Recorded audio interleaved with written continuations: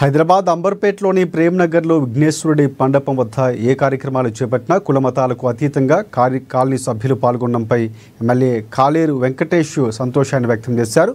విఘ్నేశ్వరుడి మండపంలో ఎమ్మెల్యే ప్రత్యేక పూజలు చేశారు.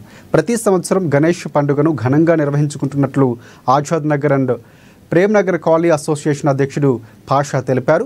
36 ఏళ్లుగా వినాయక మండపం ఏర్పాటు చేస్తున్నామన్నారు.